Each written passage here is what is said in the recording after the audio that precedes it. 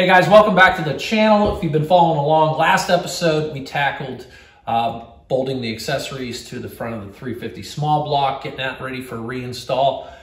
So naturally it's time to turn to the transmission, which is the other 350. This is a turbo hydromatic 350. It's a 3-speed. These came out in 1968 to replace the 2-speed Power Glide.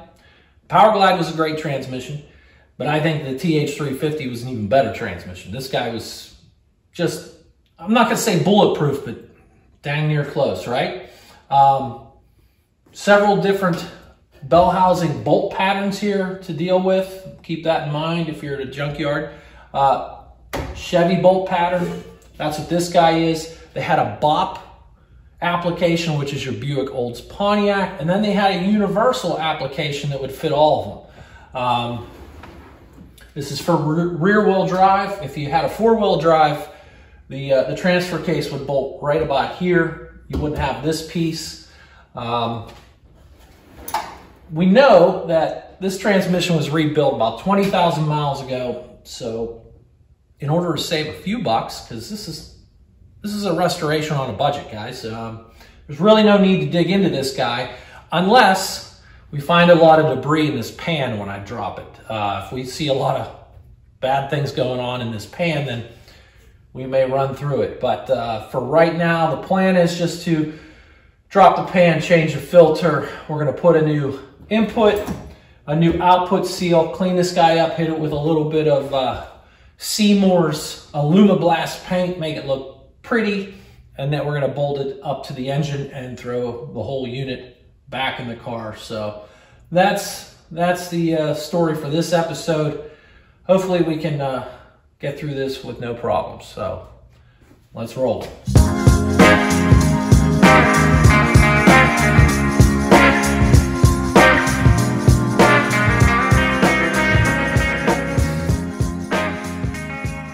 So if you're doing one of these at home, be prepared to make a mess because, you know, transmission fluid, right? If you let the transmission sit for a while, the fluid that is in the torque converter will drain a bit and it will go into the pan. Be aware of that. I have a drain pan down here on the floor, just in case. I don't think we'll make too much of a mess yet. But let me get this torque converter out of here. Quality assurance, it says. Okay. Yeah, this looks pretty nice, right? Looks newer. There's a little bit of fluid in there. We're gonna go ahead and set this guy over there and hopefully it'll drain a bit. The fluid looks really good.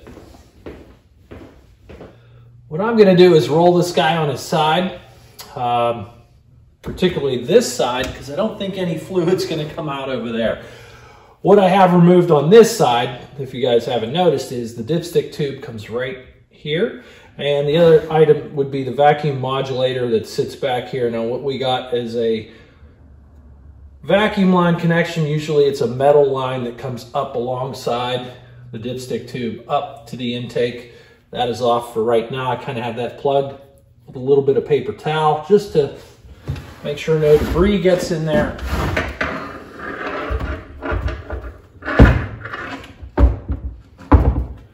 Okay.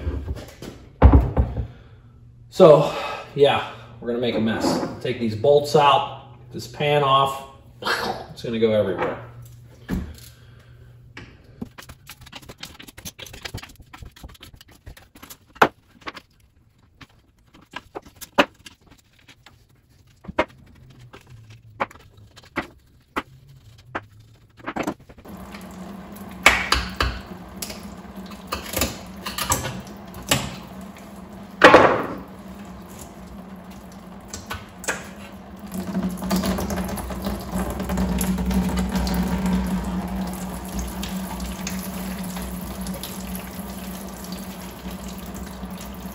Not too bad in there. That all looks very normal. Looks a little milky because there was a little bit of water in there from me cleaning the case.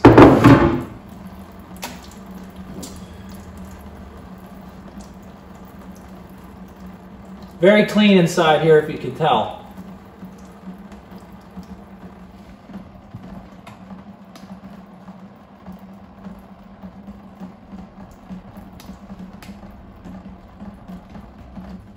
while this is draining, I'm gonna go ahead and remove the kick down cable. Just make life a little easier on me to clean that guy up. It's just a 7/16 bolt and a washer. This is what goes up to the carburetor. So we're gonna take that guy, pull this little bracket out.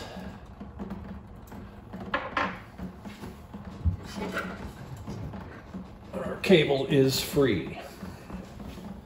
This is our filter right here. Just gonna go ahead and remove this. Just 2 regular screws.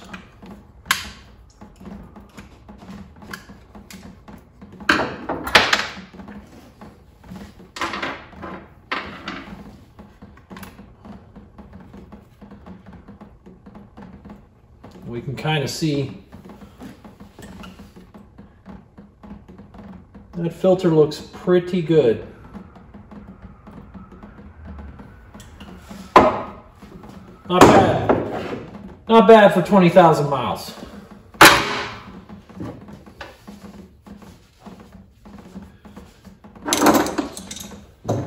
I'm going to carefully roll this guy and let it bleed some more.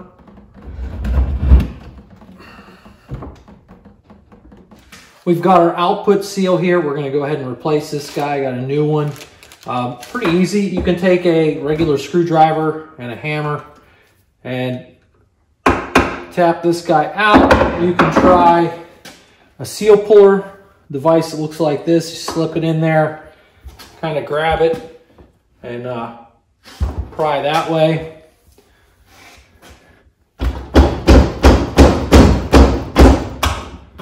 And usually that's what happens. It kind of shreds the thing. If you're careful, screwdriver and a hammer work pretty good.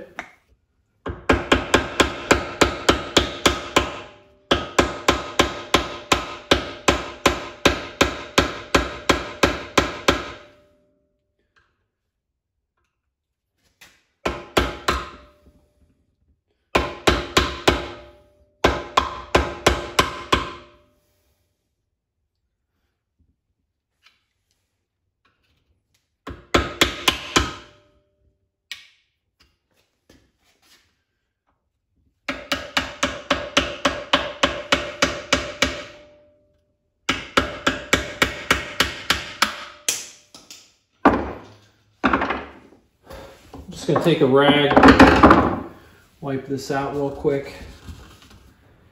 Make sure you don't mar up this inner edge. Everything feels good. Just take our new seal, line it up, and usually I would take a big socket that would hit this outer edge, and I would tap this guy, right on, but because I don't have a big socket here, I'm at home, not at work, I'm just going to carefully take my hammer and seat this guy. Just keep going around and around.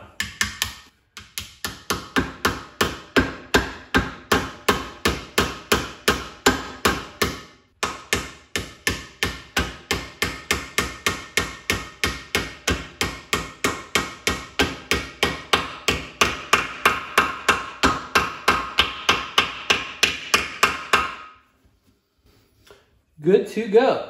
Let's do the input side.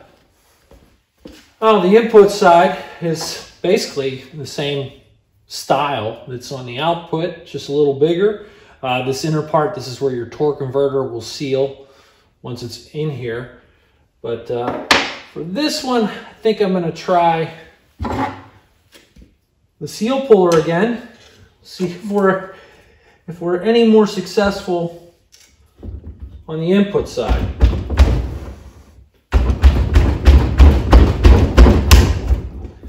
And not really. So we're just gonna go ahead and get out our trusty old Craftsman screwdriver and get this guy out of here.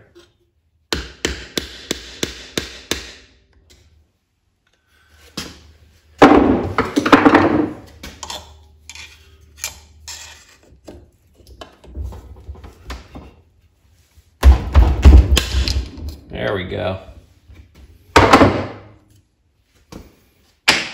Same thing. Take a rag, wipe this inner edge. No burrs, everything's good. Now if you get a small burr or something from prying in there, you're gonna have to get maybe a little piece of emery cloth or something and try to smooth that out. If you don't, it's not gonna be real easy installing that seal.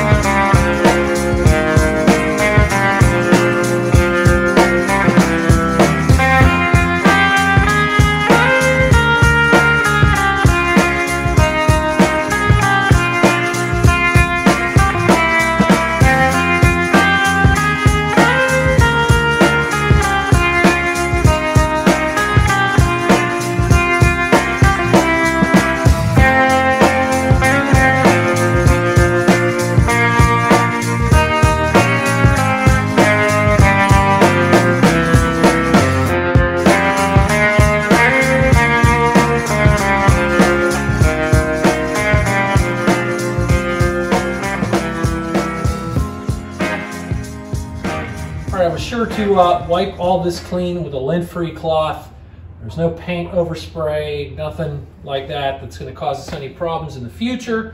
So we're just going to put a filter on here, put the pan back on.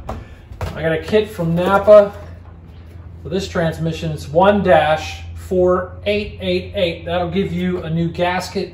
It's a rubber gasket and a brand new filter. Looks like so. Now what I did notice, the old filter, it will actually say front. So front of the transmission, it's going to go like so. Now, this new one from Napa doesn't say that. So take your old filter, figure out the orientation of your new filter. Now we know what the front is on the new filter. So again, it says front. It's stamped in to this old one. Hard to see, but it's there. Don't forget your filter gasket. Position that. We just have these two screws. So I figure out what I'm doing here.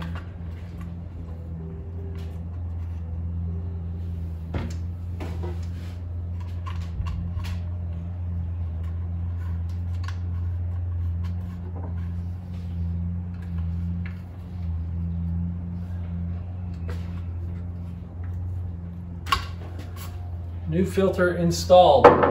Much easier on the bench. I mean, crawling onto the car isn't so bad, but this is really nice, right? Okay, I'm gonna go get my gasket and get that on. So what I'm gonna do, and you don't have to do this, I'll take a little RTV, I'm gonna put it on the transmission only. So if ever in the future you have to pull the pan down, we can take the pan down and the gasket will stick to the transmission.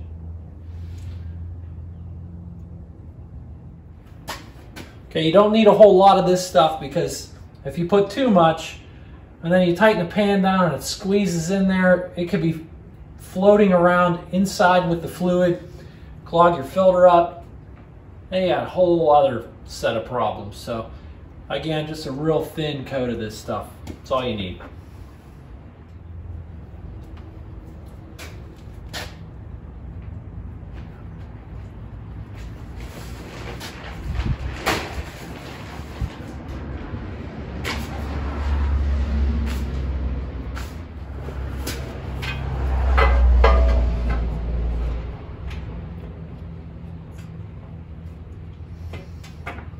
We're going to get all our bolts started, and then we'll torque everything down.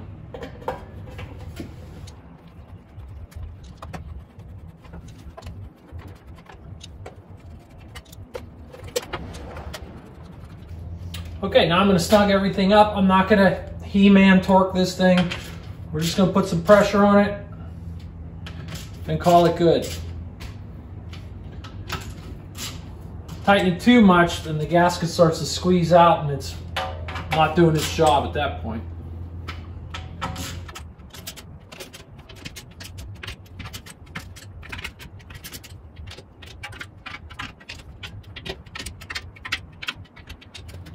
Okay, normally there'd just be a little threaded guy here that would have your driven gear for your speedometer, and the cable would go right here.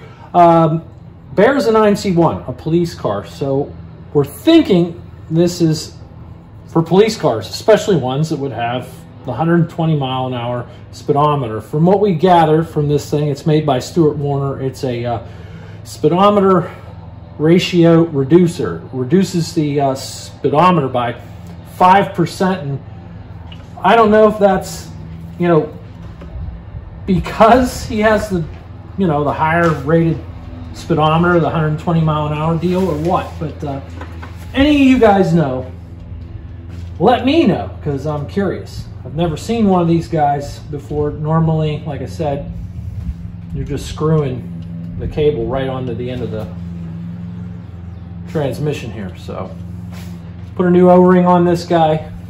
Hopefully it doesn't leak. I think we'll be okay.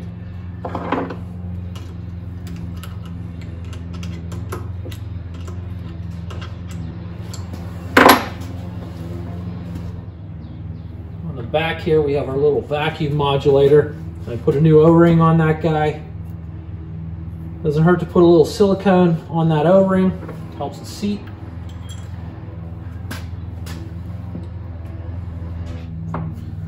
Okay, looks good. Got my two little brass adapters here for the transmission cooler lines.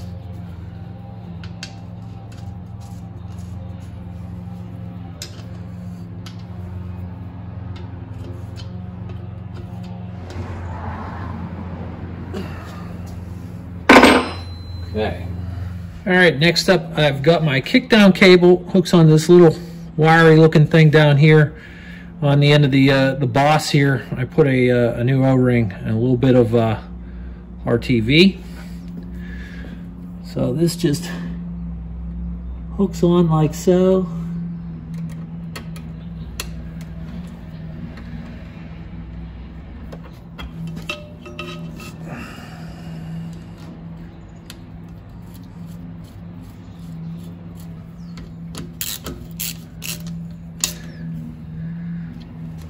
Next up is the dipstick tube, new O-ring, a little bit of RTV on there, just makes me feel better. And then what holds that in place is one of the bell housing bolts. And let's not forget our dipstick. And our kickdown cable's gonna go right like so. I think I need to put a shifter mechanism on here, right there. All right, part of the shift linkage here.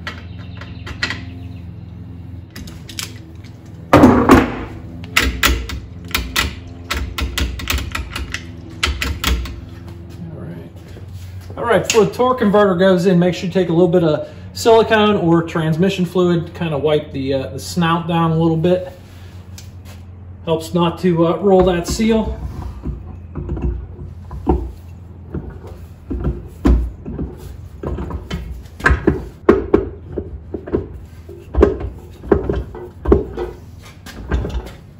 There we go.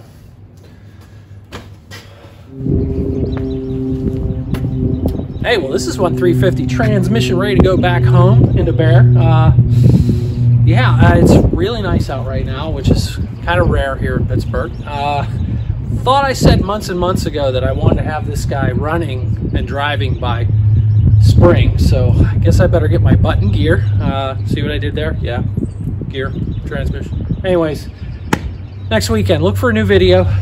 The next episode, we're gonna install this along with the engine back into Bear, along with a bunch of other stuff. Now, I'm not saying we're gonna have it running, but we're gonna get a lot of stuff, you know, put together. So until then, you guys have a good one. I'll see you next week.